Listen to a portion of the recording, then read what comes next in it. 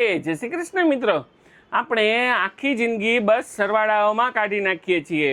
સંબંધોનો સરવાળો, સંપત્તિનો સરવાળો, સફળતાનો સરવાળો અને અપેક્ષાઓનો સરવાળો। આપણને બાળપણથી જ એવું શીખવાડવામાં આવે છે કે જિંદગીમાં જેટલું વધારે ભેગું કરશો જિંદગી એટલી સુંદર બનશે। પણ એક ઉંમરે પહોંચ્યા પછી સમજાય છે કે જિંદગીની ખરી મજા સરવાળામાં નથી પણ બાદબાકીમાં છે। બિનજરૂરી ચિંતાઓ ઓછી કરવી, ખોટા સંબંધોને છોડી દેવા, દેખાડો બંધ કરવો અને બધાને ખુશ રાખવાની નકામી દોડાદોડીમાંથી બહાર નીકળી જવું। જેમ જેમ આ બધું ઘટતું જાય ને તેમ તેમ આ મનને હળવું ફૂલ થતું જાય છે।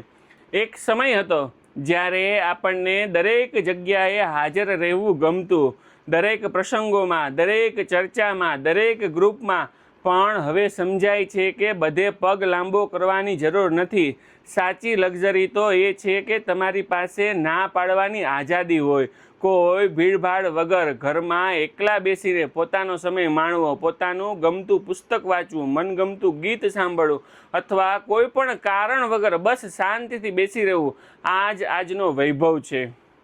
ઉંમર સાથે એક બહુ સુંદર બદલાવ આવે છે। પહેલાં આપણે એ વિચારતા કે લોકો આપણા વિશે શું વિચારશે, હવે આપણે એ વિચારીએ છીએ કે આપણે પોતાના વિશે વિચારીએ છીએ।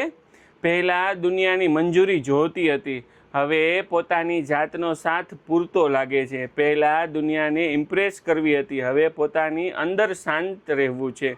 પોતાની જાત સાથે એટલા સહજ થઈ જાઓ કે કોઈના વખાણની જરૂર ના પડે। બસ આ જ જીવનનો સૌથી મોટો વૈભવ છે।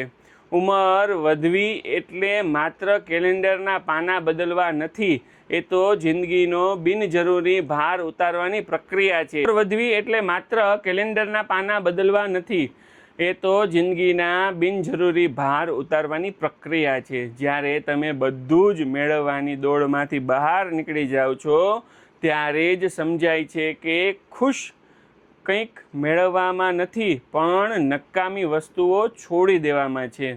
અને જે દિવસે તમે તમારી જાત સાથે એકલા ખુશ રહી શકશો ને, કોઈ દેખાડા વગર, કોઈ હરીફાઈ વગર, કોઈ અજંપા વગર, એ જ દિવસે તમે માત્ર સફળ નહીં થાવ, તમે સાચા અર્થમાં સમૃદ્ધ બની જાઓ છો। કારણ કે જિંદગીની સૌથી મોંઘી લક્ઝરી પૈસામાં નથી, શાંતિમાં છે। અને સૌથી મોટો વૈભવ માલિકમાં નથી, સંતોષમાં છે। જિંદગીનો અસલી વૈભવ દુનિયાભરનું ભેગું કરવામાં નથી પણ મનનો વધારાનો ભાર ઉતારીને હળવા થવામાં છે। જય હિન્દ।